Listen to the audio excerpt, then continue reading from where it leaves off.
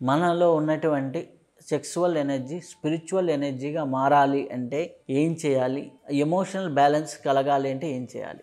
వ్యక్తిలో sexual passion అనేది సహజంగా ఉంటుంది. అదొక జంతు ప్రవృత్తే, కానీ మనుషుల్లో కూడా ఉంది. 14 years దాటిన ప్రతి ఒక్కళ్ళకి కూడా కాయసిద్ధి యోగా అనే ఒక ప్రక్రియ నేర్పించండి. ఎందుకంటే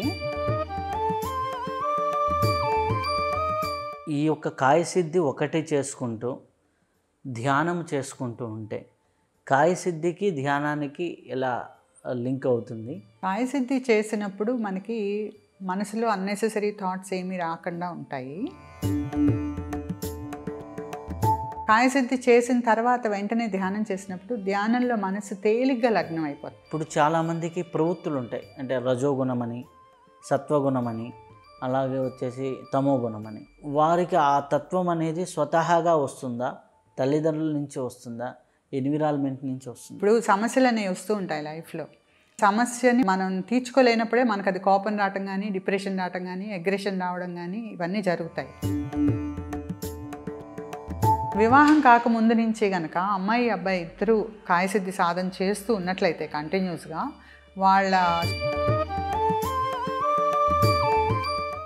వాళ్ళకి పుట్టే పిల్లలు చాలా అడ్వాన్స్డ్ సోల్స్ వస్తారు. మనిషి పరిపూర్ణ మానవుడిగా వ్యక్తిత్వ వికాసం పొందడానికి స్పిరిచువాలిటీ ఎలా సహకరిస్తుంది? సర్వే సర్వత్రా వ్యాపించి ఉన్నటువంటి ఆ దైవాన్ని లేక ప్రాణశక్తిని మనం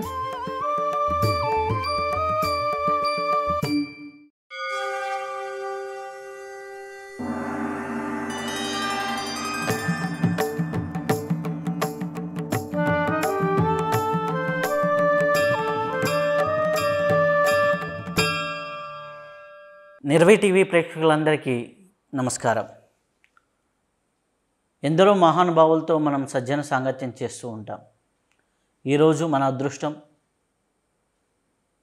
శివసిద్ధి కుండలిని యోగా విజయవాడలో నడుపుతూ ఎంతోమందికి ఆ యొక్క మార్గాన్ని అందిస్తున్నటువంటి సుధామయ్య అమ్మగారితో ఉన్నాం. వారు మెడికల్గా చూసుకున్నట్లయితే భౌతిక జీవితంలో గైనిక్ డాక్టర్గా పనిచేశారు. ఆధ్యాత్మికంగా ఎంతోమందికి ఈ యొక్క యోగ మార్గాన్ని అందిస్తూ ఉన్నారు. వారితో ఇప్పుడు సజ్జన సాంగత్యం చేసే భాగ్యం కలిగింది. నమస్కారం అమ్మ.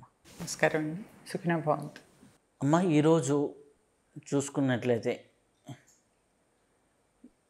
యావత్ ప్రపంచం ఎమోషనల్ డ్రామా వైపు వెళ్ళిపోతుంది. ఎమోషనల్ స్టోరీ, ఎస్పెషల్లీ యూత్లో చూసుకున్నట్లయితే ఎమోషన్స్, కోప ఆవేశాలు, అలాగే ఈ యొక్క ఎమోషనల్ ఇదితోనే, అంటే ఒక రకంగా చెప్పాలంటే సెక్సువల్ ఎమోషన్స్, అలాగే దాన్ని గైడ్ చేసే వాళ్ళు లేకుండా ఉంటాం, దాన్ని మిస్లీడ్ చేసే వాళ్ళు ఎక్కువగా ఉంటాం. మనలో ఉన్నటువంటి సెక్సువల్ ఎనర్జీ స్పిరిచువల్ ఎనర్జీగా మారాలి అంటే ఏం చేయాలి? ఎమోషనల్ బ్యాలెన్స్ కలగాలి అంటే ఏం చేయాలి? మీరు ఎన్ని రకాలుగా ప్రశ్నించినా సమాధానం ఒక్కటే వస్తుంది. ఇప్పుడు ప్రపంచం మారిపోయింది. 30 సంవత్సరాలు 45 సంవత్సరాల కింద ఉన్నట్లుగా ఇప్పుడు లేదు. దీనికి మీరు అడిగినట్లు యూత్లో వాళ్ళ ఎమోషనల్ ఫ్లేరింగ్ కానీ విలువలు లేకపోవడానికి దానికి కారణం మన వ్యవస్థలో వచ్చిన మార్పులే. ఒకప్పుడు జాయింట్ ఫ్యామిలీస్ ఉండేవి.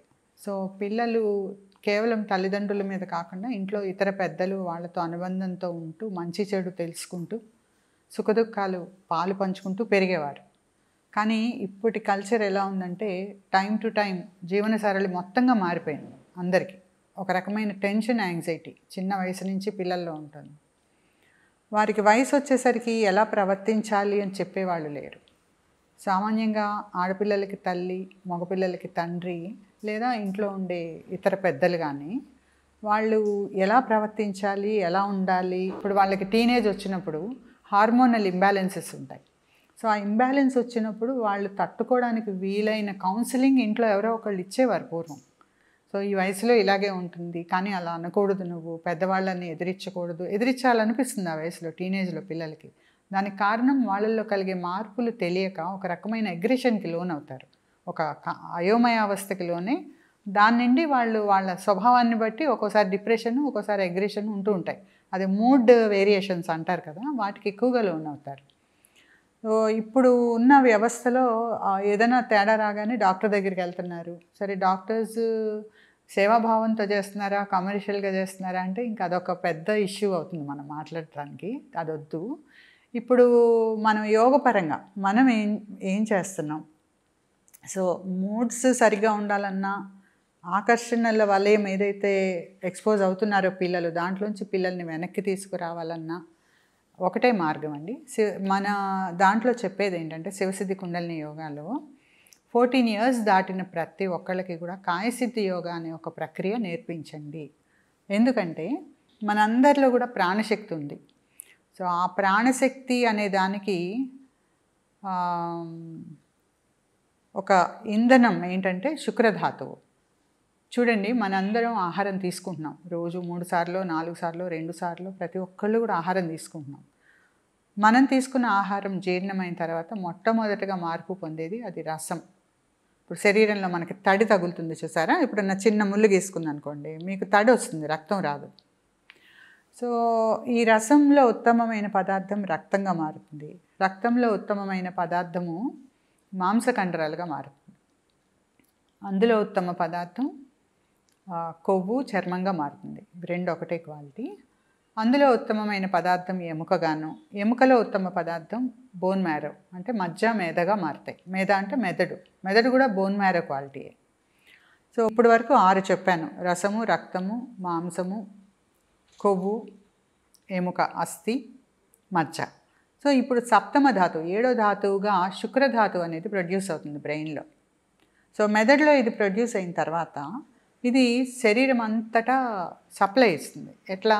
ప్రతి కణం కూడా ఆ తడిలో ఉండాలి, శుక్రధాతువు యొక్క తడిలో ఉండాలి. ఆ రకంగా సప్లై చేసిన తర్వాత బ్రెయిన్ అంతా పరుచుకుంటుంది, బాడీ అంతటా పరుచుకుంటుంది, ఎక్సెస్ ప్రొడ్యూస్ అవుతుంది. సో ఈ ఎక్సెస్ ఏమవుతుందంటే శిరస్సు వెనక భాగం నుంచి వెన్నుపాము ద్వారా కిందికి జారుతూ సెక్స్ ఆర్గాన్ వెనక అక్యూములేట్ అవుతుంది. ఒక చిన్న రిజర్వాయర్ లాగా అక్కడ నిలవ ఉంటుంది. ఈ సెక్స్ ఆర్గాన్ వెనక నిలువ ఉన్న ఫ్లూయిడ్ యొక్క ఒత్తిడి వల్లనే ఒక వ్యక్తిలో సెక్సువల్ యాక్టివిటీలోకి వెళ్ళాలి అనే ఆలోచన కలుగుతుంది. ఇంకా వయసు పూర్తిగా రాక ఆ విషయం గురించి తెలియని పిల్లల్లో ఏదో ఒకటి కొత్త పని చేయాలి, సాహసకృత్యం చేయాలి అనే ఆలోచనలు కూడా అక్కడ కలగడానికి అదే కారణం.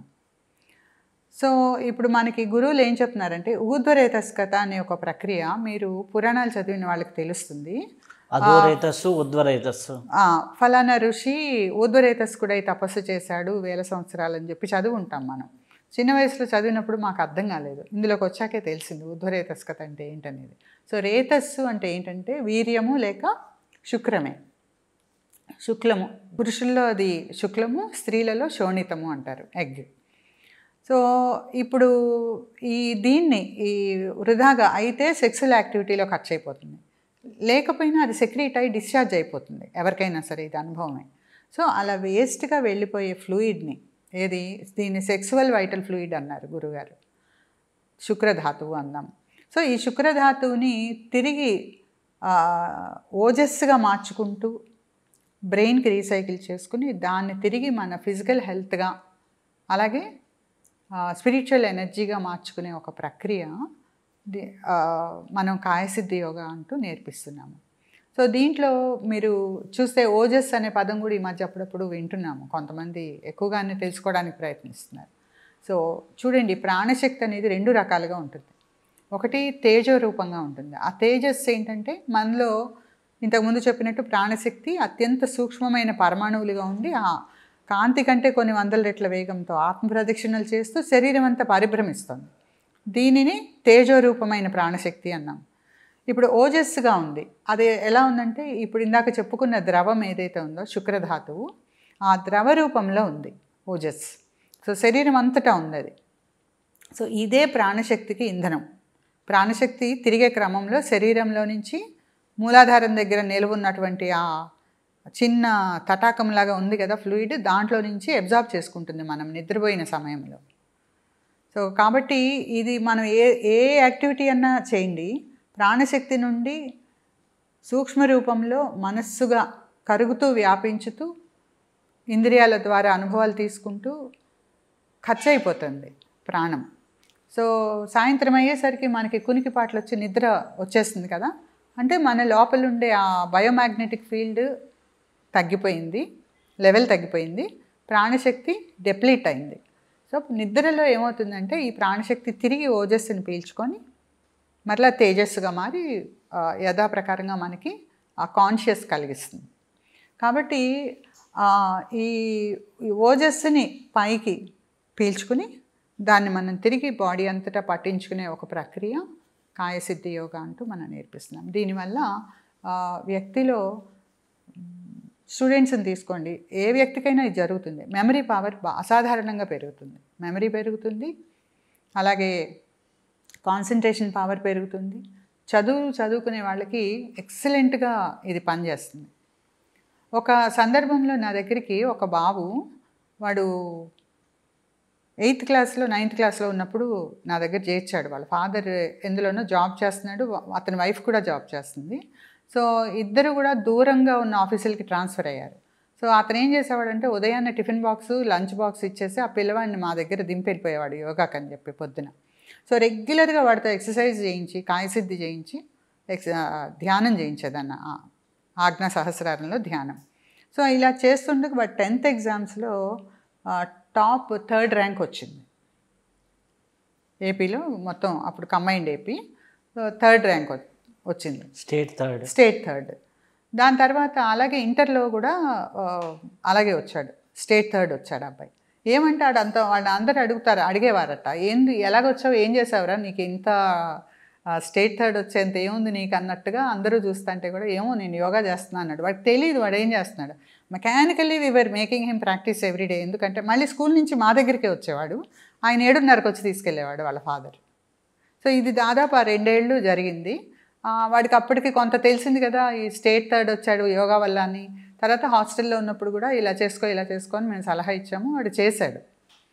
సో ఇదేంటంటే పిల్లలకి దాని విలువ ఏం తెలియదు నిజానికి. మనం నేర్పినప్పుడు 14 ఏళ్ల పిల్లలు ఉరకలెత్తుతూ ఉంటారు. కాకపోతే తల్లిదండ్రులు నేర్చుకుని వాళ్ళు చేస్తూ పిల్లలతో చేయించితే వింటారు, ప్లస్ వాళ్ళ ఓవరాల్ గ్రోత్ చాలా బాగుంటుంది. మనసు దేని మీద లగ్నం చేస్తే దాని మీద నిలబడిపోతుంది, ఇదొకటి. ఇంకా main advantage for anybody, A age group అయినా సరే చూడండి, వ్యక్తిలో సెక్సువల్ ప్యాషన్ అనేది సహజంగా ఉంటుంది. అదొక జంతు ప్రవృత్తే, కానీ మనుషుల్లో కూడా ఉంది. సో చాలామంది డిస్టర్బ్ అయ్యేది ఏంటంటే ఈ టైప్ ఆఫ్ ఆలోచనలతోనే డిస్టర్బ్ అవుతారు. చదువులో కానీ కెరీర్లో కానీ వాళ్ళు షైన్ అవ్వట్లేదు అంటే కారణం మోస్ట్లీ ఇదే ఉంటుంది. సో వీళ్ళకి ఈ కాయసిద్ధి యోగా చేసేటప్పుడు మనసు అటువంటి ఆలోచనలు ఏమి రావు. దేని మీద లగ్నం చేస్తే దాని మీద 100% ఫోకస్ అయ్యి వాళ్ళు సక్సెస్ అవ్వగలుగుతారు లైఫ్లో, కెరీర్లో కూడా. అలాగే ఈవెన్ ఈ రాంగ్ హ్యాబిట్స్, మాస్టర్బేషన్ లాంటి హ్యాబిట్స్కి లోనవుతున్నారు చాలామంది. దానివల్ల లైఫ్ ఫోర్స్ చాలా వేస్ట్ అవుతూ వీళ్ళంతా కూడా చాలా చిన్న వయసులోనే జబ్బులు పాలవుతున్నారు. హార్ట్ ప్రాబ్లం అవనండి, కిడ్నీ ప్రాబ్లం అవనండి, ఏదైనా సరే. ఇప్పుడు మనిషి ఆరోగ్యంగా ఉండాలంటే శరీరం అంతా ప్రాణశక్తి సక్రమంగా ప్రసారం అవ్వాలి ప్రతి అవయవంలో. ఇక్కడ మీకు జబ్బు ఎందుకు వస్తుంది అంటే చాలా వరకు మనకి జెనెటిక్ ఇంప్రింట్స్ ఉంటాయి పాతవి. సో ఎక్కడైతే బలహీనపడే అవకాశం ఉన్న ఆర్గాన్ ఉందో అక్కడ ముందుగా డ్రై అయిపోతుంది. ఆ డ్రై అయిపోయినప్పుడు అక్కడ ప్రాణశక్తి ప్రసారానికి ఆటంకం ఏర్పడినందువల్ల జబ్బు మేనిఫెస్ట్ అవుతుంది. కాబట్టి మనం ఎప్పుడైతే ఈ కాయసిద్ధితో ఈ ఫ్లూయిడ్ని మళ్ళీ రీసైకిల్ చేసి బాడీ అంతా పట్టించుకుంటున్నామో ప్రతి కణము తడిసేలాగా చేసుకుంటాం మనం. సో ఆల్రెడీ ఉన్నవి కొంతవరకు కంట్రోల్కి వస్తాయి. సివియర్ అయితే కొంచెం టఫ్ కావచ్చు, కానీ డెఫినెట్గా మెరుగవుతుంది. అక్కడి నుంచి పెరగడం ఆగిపోతుంది జబ్బు. సో ఆన్కమింగ్ డిసీజ్ ఖచ్చితంగా ప్రివెంట్ అవుతుంది. సో ఇది లైఫ్ లాంగ్ చేసుకోవాల్సిన ప్రాక్టీస్. సో శివసిద్ధి కుండలిని యోగాల్లో అందుకే మేము నెలకు ఫీజు లేకపోతే సంవత్సరానికి ఫీజులు ఇలాంటివి పెట్టలేదు. కోర్స్ జరిగినప్పుడు మీరు కొద్దిపాటి పే చేస్తారు, లైఫ్ మెంబర్షిప్పే మీకు. బేసిక్ కోర్సులో ఒకసారి మీరు చేరారంటే our doors are open for you. ఎందుకంటే ఇది జీవితకాలం చేయాల్సిన ప్రాక్టీస్. మీకు ఎటువంటి ప్రాబ్లం వచ్చినా కుండలిని అనేది ఎంత సేఫ్ అండ్ సెక్యూరో బట్ అన్కంట్రోల్డ్గా ఒక్కొక్కసారి వెళ్ళే అవకాశం ఉంటుంది. కాబట్టి ఫిజికల్ లెవెల్లో గైడ్ చేసేవాళ్ళు తప్పనిసరిగా అవసరం. భౌతికంగా గురువు లేకుండా కఠినమైన సాధనలు చేయకూడదని చెప్తారు. అందుకే మన వాళ్ళు ఇప్పుడు దేన్ని లెక్క చేసే పరిస్థితుల్లో సొసైటీ లేదు. సో ఎవరైనా సరే అట్లా ఎక్కడైనా రేజ్ చేసుకుని ఇబ్బంది పడే వాళ్ళకు కూడా మనం స్వాంతన కలిగించడం అనేది ఇక్కడ జరుగుతుంది. సో కాయసిద్ధి అనేది మాత్రం యూత్ అందరికీ అందాల్సిన ప్రక్రియగా మేము ప్రాపగేట్ చేస్తున్నాం. సుఖినభావంతో ఈ యొక్క కాయసిద్ధి ఒకటి చేసుకుంటూ ధ్యానం చేసుకుంటూ ఉంటే కాయసిద్ధికి ధ్యానానికి ఎలా లింక్ అవుతుంది? ఈ రెండూ కలిపినప్పుడు ఇంకా ఎట్లా ప్రయోజనం అవుతుంది? కాయసిద్ధి చేసినప్పుడు మనకి మనసులో అన్నెసెసరీ థాట్స్ ఏమీ రాకుండా ఉంటాయి. అలాగే మ్యాగ్నెటిక్ ఫీల్డ్ బలపడుతుంది. ఇప్పుడు ఇట్లా కాయసిద్ధి చేసిన తర్వాత వెంటనే ధ్యానం చేసినప్పుడు ధ్యానంలో మనసు తేలిగ్గా లగ్నం అయిపోతుంది. మీరు ఏ పాయింట్లో ఆజ్ఞాచక్రంలోనా, సహస్రారమా, తుర్యాతీతమా, ఎక్కడ మనసు పెడితే అక్కడ లగ్నం అయిపోయి ధ్యానం బాగా కుదురుతుంది. ఇప్పుడు కొంతమందికి శుక్రధాతు అనేది సహజంగా తక్కువగా ఉందనుకోండి, వారికి ధ్యానం చేస్తే ఇంప్రూవ్ అవుతుందా? డెఫినెట్గా ఇంప్రూవ్ అవుతుంది. కారణం ఏంటంటే ఇప్పుడు మనం చాలా విషయాలు అన్నెసెసరీగా చేస్తూ ఉంటాం. టీవీ చూస్తూ ఉంటాం అదే పనిగా. ఇప్పుడు 1 గంట చూస్తే హ్యాపీగా ఉంటుంది, 2 గంటలు చూస్తే హ్యాపీగా ఉంటుంది. 5-6 గంటలు చూస్తే ఒక విసుగు, బలహీనత ఫీల్ అవుతాం. పడుకుంటే బాగుండు అనిపిస్తుంది, లేదా కళ్ళు స్ట్రెయిన్ అవుతాయి. అంటే ఏంటి, వీటిలో నుంచి మనకి మన మ్యాగ్నెటిక్ ఫీల్డ్ ఖర్చు అయిపోతూ మనకు అనుభవాన్ని ఇస్తుంది. ఇప్పుడు మీరు ఎప్పుడైతే కాయసిద్ధి చేస్తున్నారో వాటి మీద అన్నెసెసరీ లగావు కూడా తగ్గుతుంది. అది ప్రయోజనకరమైన పని అయితేనే మనం చేస్తాం. సో ఆ రకంగా కొంత ఎనర్జీ మీకు కన్సర్వ్ అవుతుంది. కాబట్టి శుక్రధాతు కూడా వేస్ట్ అవ్వకుండా ఉంటుంది. అయితే ఇప్పుడు ఉన్నటువంటి యూత్ గురించి మీరు చెప్పారు కదా, ఒక పక్క ఎమోషన్స్ గురించి మనం మాట్లాడాం. ఇప్పుడు చాలామందికి ప్రవృత్తులు ఉంటాయి, అంటే రజోగుణమని, సత్వగుణమని, అలాగే వచ్చేసి తమోగుణమని. కొంతమంది మంపుగా ఉంటారు, కొంతమంది రజోగుణంగా ఉంటారు, కొంతమంది అగ్రెసివ్గా ఉంటారు. వారికి ఆ తత్వం అనేది స్వతహాగా వస్తుందా, తల్లిదండ్రుల నుంచి వస్తుందా, ఎన్విరాన్మెంట్ నుంచి వస్తుందా? పరిణామ క్రమంలో దైవం నుంచి అందరం వచ్చాం. మొట్టమొదట ప్రాణశక్తిగా పరిణమించాము. సో అదే ప్రాణశక్తి ఆకాశగోళం ఫామ్ అయింది ఫస్ట్. సో ఆకాశంలో నుంచి క్రమంగా వాయువు, పంచభూతాలన్నీ వచ్చినాయి. వాయువు, అగ్ని, జలము, భూమి ఇవన్నీ వచ్చినాయి. వచ్చిన తర్వాత జీవం పుట్టింది. సో ఏవైతే ప్రాణశక్తి పరమాణువులు భగవంతుడి నుంచి డీవియేట్ అయి ఫామ్ అయినాయో వీటిని ప్రాణశక్తి పరమాణువులు అంటున్నాం మనం.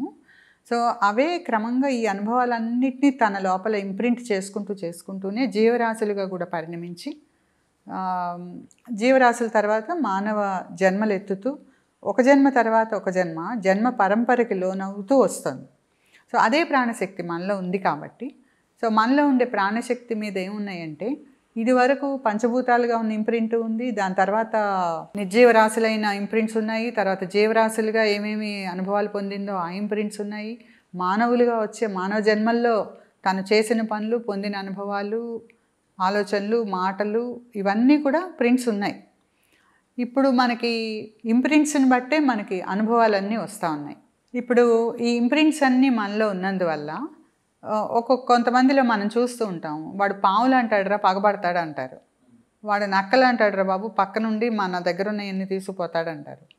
అంటే ఆ జంతువులకు సంబంధించిన స్వభావాలు కొంతవరకు మనలో ఉన్నాయి. అవి ఇప్పుడు సొఫిస్టికేటెడ్గా బయటపడవచ్చు ఇప్పుడు. కాబట్టి అవి తల్లిదండ్రుల నుంచి వచ్చినాయా అంటే ఎస్, మనం మన సోల్ ట్రావెల్లో మనం మన అనుభవాలన్నీ మన మీద ఉన్నాయి. బట్ తల్లిదండ్రుల నుంచి వాళ్ళ రక్త లక్షణాలుగా కూడా కొన్ని మనకు సంక్రమించినాయి. ఇవన్నీ కలిపి మనకు ఒక వ్యక్తిత్వం ఏర్పడింది కదా. సో ఈ ప్రారబ్ధ కర్మ ఏదైతే అనుభవిస్తూ ఉన్నామో ఇప్పుడు ఈ జన్మలో సెట్ అయ్యి ఉందో అది ప్రారబ్ధ కర్మ. సో దీనివల్ల మళ్ళీ ఆగామి కూడా ఏర్పడుతుంది, అంటే ఫ్యూచర్లో అనుభవించాల్సిన కర్మ కూడా ఏర్పడుతుంది. సో ఇదివరకటి ఫలితంగా ఇప్పుడు వచ్చిన ఈ స్వభావం, గుణ లక్షణాలన్నీ కూడా పాత ఇంప్రింట్స్ మీద ఆధారపడే వస్తున్నాయి. మన వ్యక్తిత్వం అలాగే ఏర్పడింది. సో ఆ పర్టికులర్ వ్యక్తికి ఆ వ్యక్తిత్వంలో ఏముందంటే గత జన్మల కర్మఫలంగా వచ్చినటువంటి ఆ ఎమోషనల్ ఇన్స్టెబిలిటీ, ఈ అగ్రెసివ్నెస్ కానీ, డిప్రెషన్ కానీ, కోపాలు, కొంతమంది కోపం ఎక్కువ ఉంటుంది, కొంతమందికి ఈర్ష్యా స్వభావం ఉంటుంది. సో అరిషడ్ వర్గాలకు సంబంధించిన లక్షణాలన్నీ కూడా ఉంటాయి. అలాగే మీరు అన్నట్టు ఆ త్రిగుణాలు కూడా, రజస్తమో గుణాలు, సత్వరజస్తమో గుణాలు కూడా ఉంటాయి.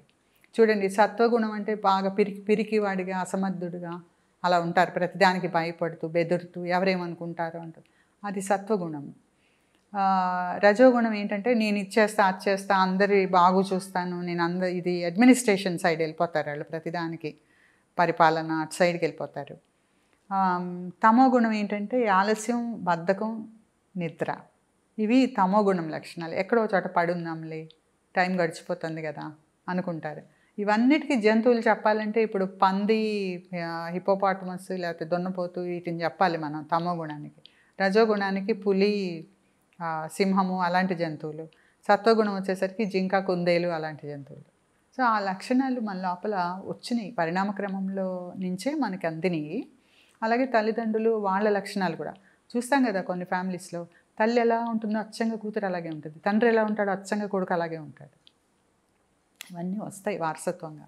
అంటే మనకి ఇప్పుడు తల్లిదండ్రుల నుంచి ఈ యొక్క గుణాలే కాదు, వారి యొక్క జబ్బులు కూడా వస్తున్నాయి అంటారు. తండ్రికి బీపీ ఉందంటే కొడుకు వస్తుంది, లేకపోతే షుగర్ ఉందంటే హెరిడిటీగా వస్తూ ఉంటుంది. ఇలాంటివన్నీ జరుగుతూ ఉంటాయి. అయితే వీటిని ఈ యొక్క ధ్యాన సాధన ద్వారా, అలాగే వచ్చేసి కాయసిద్ధి సాధన ద్వారా అవాయిడ్ చేయడానికి ఏమైనా కుదురుతుందా? జనరల్గా ఈ 14 years అప్పుడు కనుక సాధన మొదలు పెడితే చిన్న వయసులో, ఇవన్నీ కూడా తన జెనెటిక్ మేకప్ని మార్చుకోగలిగేంత శక్తివంతమైన ప్రక్రియ అని చెప్తారు గురువులు.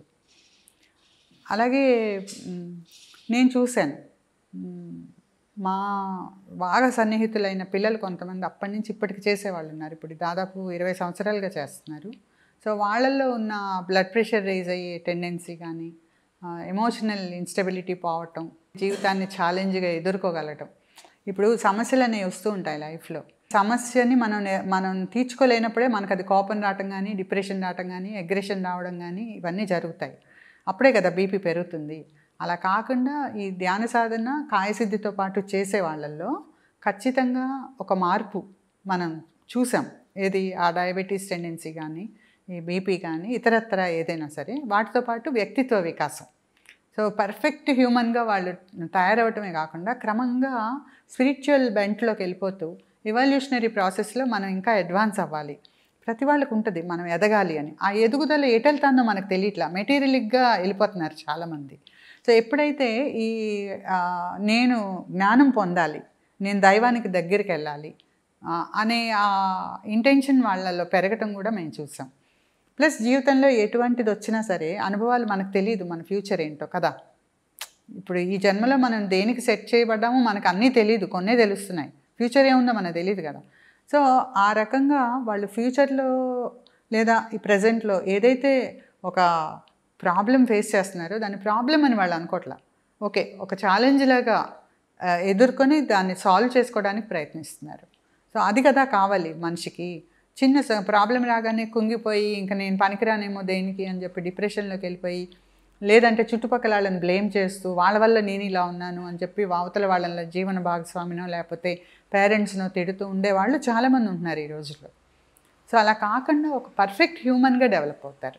ఇంకొక విషయం, వివాహం కాకముందు నుంచి కనుక అమ్మాయి అబ్బాయి ఇద్దరూ కాయసిద్ధి సాధన చేస్తూ ఉన్నట్లయితే కంటిన్యూస్గా, వాళ్ళ శుక్రధాతువు, వాళ్ళ జెనెటిక్ సెంటర్ కూడా ప్యూరిఫై అవుతూ, అంటే కర్మలు కొన్ని కరుగుతూ, ధ్యాన సాధన వల్ల, కాయసిద్ధి వల్ల కూడా కరుగుతూ వాళ్ళకి చాలా మంచి ఆఫ్ స్ప్రింగ్ ఉంటుంది. అంటే వాళ్ళకి పుట్టే పిల్లలు చాలా అడ్వాన్స్డ్ సోల్స్ వస్తారు.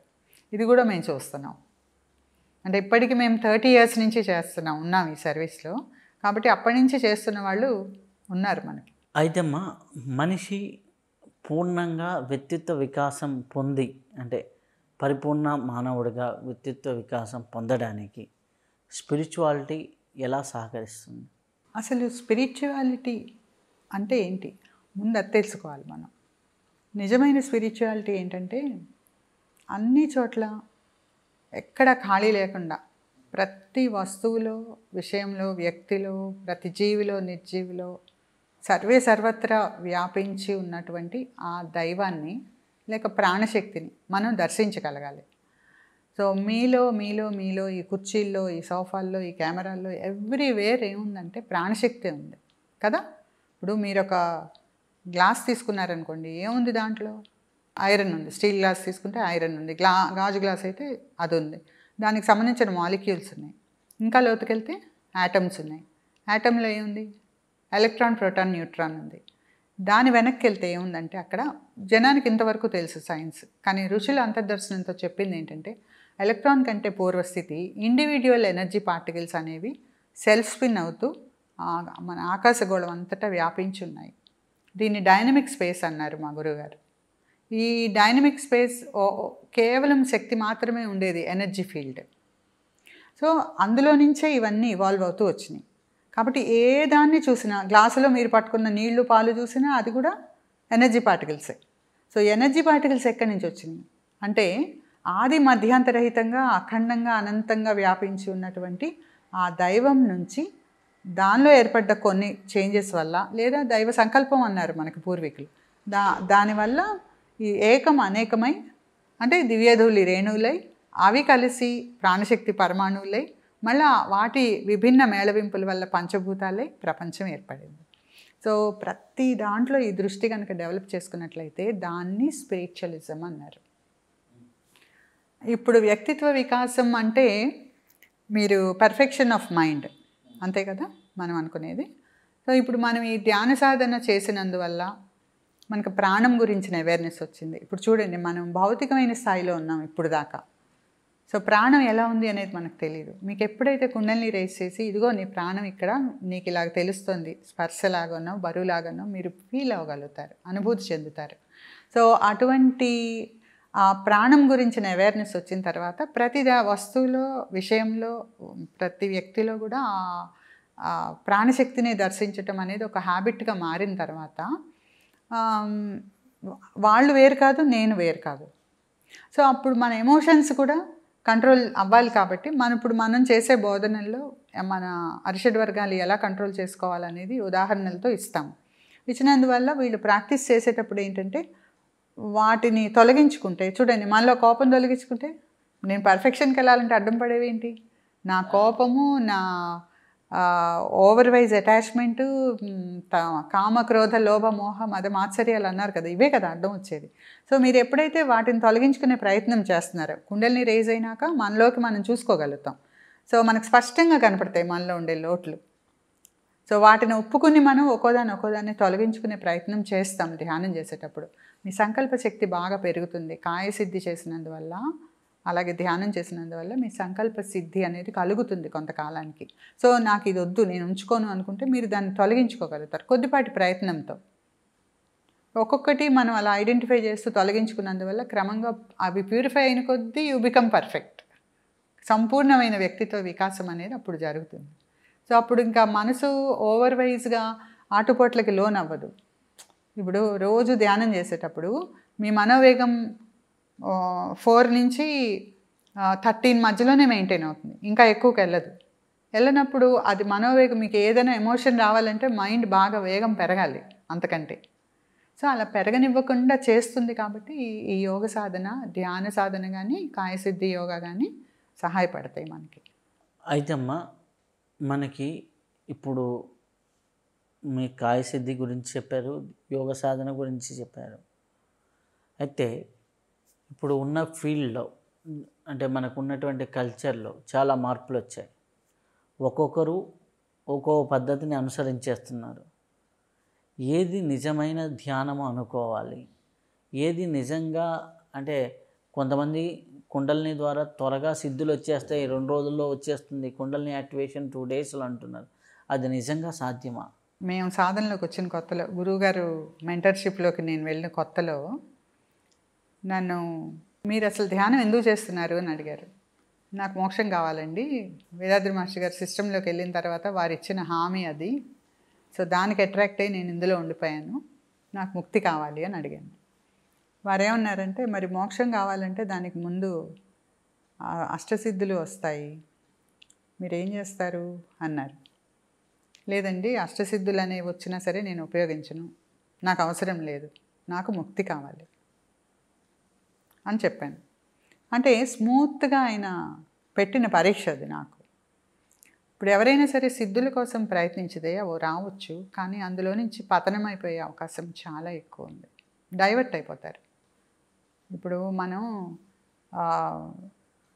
సినిమాకి వెళ్దామని బయలుదేరాము. దారిలో కోతులు ఆడిచ్చే చోట ఆగాం కాసేపు ఏమో కూరగాయలు అయ్యో బాగున్నాయి ఫ్రెష్గా కొందామని ఆగాము. మళ్ళీ ఇంకేదో షాప్లో ఏదో పని ఉందని ఆగారు. సినిమా టైంకి వెళ్ళగలుగుతారా? వెళ్ళలేరు. ముక్తి కావాలి అంటే ముక్తి మార్గంలో మనం ఏం చేయాలి, దేని మీద ఫోకస్ చేయాలి, అటు ఇటు చూడకుండా ముఖ్యంగా అదే మెయిన్ గోల్ అనుకుని అటువైపు వెళ్ళాలి. మీరు కోరుకున్నా కోరుకోపోయినా ప్రతి మనిషికి కూడా మానవ జన్మ ఎత్తిన ప్రతి ఒక్కరికి అంతిమ లక్ష్యం భగవంతుణ్ణి చేరుకోవటమే. సో ఈ విషయం తెలిసినాక సిద్ధుల మీద కనుక దృష్టి పెట్టినట్లయితే డైవర్ట్ అయిపోతారు. సో ఇంకెన్ని జన్మలు పడుతుందో తెలీదు. అలాగే ఈ రోజుల్లో చాలామంది కుండల్ని చాలా ఈజీగా రేస్ చేసేస్తామని చేస్తున్నారు. ఒక గురువు అనేవాడు ఆ వ్యక్తి యొక్క బాధ్యత తీసుకోవాలి. బాధ్యత తీసుకుని అతడు ఎటువంటి ఇబ్బందులు పడకుండా కుండలిని వల్ల గైడ్ చేయగలగాలి. అలాగే శిష్యుడు కూడా సరైన వాడు ఉండాలి. దాని అపమార్గాల్లోకి వెళ్ళకుండా సిద్ధులంటూ వాటి వెంట పడిపోకుండా చూసుకోవాల్సిన బాధ్యత గురువుది. ఎప్పుడైతే ఎవరికి పడితే వాడికి ధ్యానం దీక్షలు ఇచ్చేసి ఫాలో అప్ లేకుండా ఉంటే, తప్పు మార్గంలో అతన్ని కనుక వెళ్ళేటట్టుగా ప్రోత్సహించిన కారణభూతులైనా సరే, కారణ ఫలిత సిద్ధాంతం ప్రకారం ఆ గురువు కూడా ఎఫెక్ట్ అవుతాడు. అండ్ పూర్ణత్వం పొందకుండా ఇంకొకళ్ళకి గైడెన్స్ ఇవ్వగలము, ఏదో చేసేస్తాం అనుకోవడం కూడా కరెక్ట్ కాదు. నువ్వు పూర్ణత్వం పొందే వరకు నువ్వు కర్మబంధనానికి లోనవుతానే ఉన్నావు. కాబట్టి కర్మబంధనానికి బియాండ్ వెళ్ళిన వాళ్ళు, సిద్ధులైన వాళ్ళు దీక్షలు ఇస్తారు. దానివల్ల ఇబ్బంది ఏం లేదు. అప్పుడు కూడా వాళ్ళ బాధ్యత వీళ్ళు వహిస్తారు. శరీరంతో ఉన్నా లేకపోయినా చైతన్య రూపంలో ఉంటూ కూడా బాధ్యత వహిస్తున్న గురువులు మన గురువులు, వేదాద్రి గారు కానీ నాగేశ్వర మహర్షి గారు కానీ. సో ఎవరు పడితే వాళ్ళు ఏదో చెప్పారని చెప్పి వీళ్ళు చక్రాలు యాక్టివేట్ చేసుకొని అనేక రకాల సమస్యలతో మా దగ్గరికి స్వాంతన కోసం వచ్చిన వాళ్ళు ఉన్నారు. మేము వాళ్ళకి కొన్ని రకాల ప్రక్రియలతో వాళ్ళకి ఇబ్బంది లేకుండా చేసి పంపడం కూడా జరిగింది. ఇది కరెక్ట్ కాదు. చేసేవాళ్ళు కూడా దృష్టిలో పెట్టుకోవాలి.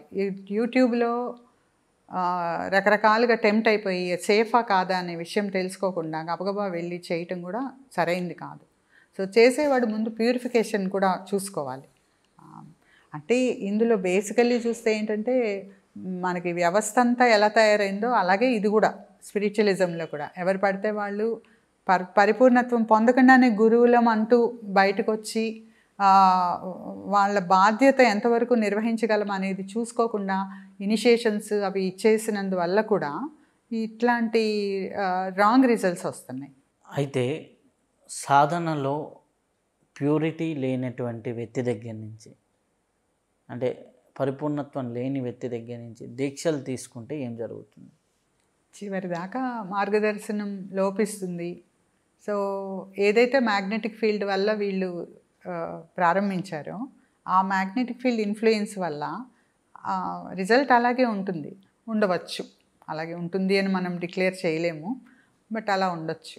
అంటే సాధన సిద్ధపురుషుడి నుంచే తీసుకోవాలంటారా? సిద్ధపురుషుడు అని కాదు. ఇప్పుడు మాకు వేదాద్రి మహర్షి గారు ఏం చేశారంటే అనేక మందికి మాస్టర్స్కి కేపబుల్ చేశారు. ఇప్పుడు నాగేశ్వర మహర్షి గారు కానీ మాస్టర్స్ కోర్స్ అంటూ చేశారు. అంటే మిమ్మల్ని ఎనేబుల్ చేశారు, మీరు దీక్ష ఇవ్వచ్చు. కానీ ఏం చెప్పారు, మీరు కేవలం ఒక ట్రస్ట్ సెంటర్లోనే ట్రస్ట్గా ఫామ్ అయ్యి సెంటర్ నడిపే వాళ్ళ దగ్గర మాత్రమే, సెంటర్లో మాత్రమే దీక్షలు ఇవ్వాలన్నారు. ఎందుకు? అది వాళ్ళ నియమం. వాళ్ళు ప్రచ్ఛన్నంగా దాంట్లో ఏముంటుందంటే గురు సంకల్పం ఉంటుంది. సో ఆ సంకల్పానికి వ్యతిరేకంగా వీళ్ళు కొంతమంది ఇళ్ళ దగ్గర చేయటం, ఎవరింటికన్నా వెళ్ళి చేయటం చేస్తున్నారు. అక్కడ దెబ్బతింటున్నారు. అది కరెక్ట్ కాదు. నీ గురువుని మనస వాచ కర్మేణ గురువు మీద మనసు పెట్టుకుని వారి శక్తి నా ద్వారా నేను ఇస్తున్నాను వీళ్ళకి అనుకున్న అదే భావంతో వాళ్ళకి ఇనిషియేట్ చేసి వాళ్ళకి ఫర్దర్గా చేస్తంటే ఇక్కడ ఇచ్చే మీడియం డెవలప్మెంట్ ఉంటుంది, పూర్ణత్వం పొందడానికి ఆస్కారం ఉంటుంది. వీళ్ళు ఇచ్చిన వాళ్ళు కూడా సరైన పద్ధతిలో ధ్యాన సాధన చేసుకుంటే వాళ్ళు మాస్టర్స్ అవ్వచ్చు రేపు. ఇది పారంపర్యత విద్య అండి. ఎవరు పడితే వాళ్ళు స్కూల్స్ పెట్టి చెప్తాము, లేకపోతే ఇన్స్టిట్యూట్స్ పెట్టి చెప్తాము అని అంటే అది అయ్యేది కాదు. ఇక్కడ గురు సంకల్పం ఇంపార్టెంట్. గురువు స్వయంగా తన మ్యాగ్నెటిక్ ఫీల్డ్ని తన కుండలిని శక్తిని జోడించి రేస్ చేస్తాడు. ఆ చేసినప్పుడు అతడి బాధ్యత మన మీద ఉంటుంది. ఒకవేళ వాడు అపమార్గాలు పట్టాడు అనుకోండి, దీంతో సిద్ధులు చూసుకొని వెళ్ళిపోయాడు అనుకోండి, దాని ప్రభావం ఎంతో కొంత ఇటు గురువు వైపుకి వస్తుంది. కాబట్టి అర్హత కూడా చూడాలి. ఒక వ్యక్తి యొక్క అర్హత చాలా ఇంపార్టెంట్ అంటారు. అర్హత ప్రాప్తతను బట్టి సాధన ఇవ్వాలి అంటారు. అంటే ఇక్కడ మనం ఇంకోటి గమనించాలి, కుండలిని కావాలి అంటూ వచ్చాడంటే ఎక్కడో చోట అతడికి అర్హత ఉంటేనే అడుగుతాడు. అసలు అది కుండలిని అనేది ఒకటి ఉందని తెలియదు కదా మామూలు వ్యక్తులకి. సో అక్కడ దాకా వచ్చాడంటే అర్హత ఉంది, కానీ సరైన మార్గంలో ఉన్నారా లేదా అది ఒకటి. మన దగ్గర సిస్టంలో ఏంటంటే సెక్యూరిటీ, గురువుల మాట. ఎవరికన్నా మనం వచ్చిన వాళ్ళందరికీ దీక్షలు ఇస్తున్నాం, అతను సరైనడు కాకపోతే వాళ్ళంతా వాళ్ళు వెళ్ళిపోతారు. నేను చూస్తాను చాలామంది ఇక్కడ ఎంక్వైరీ కోసం వస్తారు కదా, 10 మంది వస్తే అందులో 2-3 కోర్సులకు వస్తారు. అందరూ చేసేస్తాం ఇంకేముందంటారు. మేము 2-3 సార్లు ఫోన్లు కూడా చేయిస్తాం, వాళ్ళు రారు. అంటే ఆ టైం రావాలి, అది గురువు సంకల్పంలో ఉందనుకుంటున్నాను నేను. వాళ్ళు ఆటోమేటిక్గా ఏదో సీల్ పెట్టారు మొత్తానికి. సో అది ఎవరికి అర్హత ఉందో వాళ్ళకే వెళ్తుంది. చాలా సంతోషం. చాలా మంచి విషయాలు మాతో పంచుకున్నందుకు చాలా చాలా కృతజ్ఞతలు. సుఖినో భవంతు. లోకా సమస్త సుఖినో భవంతు. సర్వే జన సుఖినో భవంతు. ఇప్పటి వరకు అద్భుతమైనటువంటి విషయాలు తెలుసుకుందాం. మరొకసారి మరొక విశిష్ట వ్యక్తితో కలుసుకుందాం. అంతవరకు సెలవు. నమస్కారం.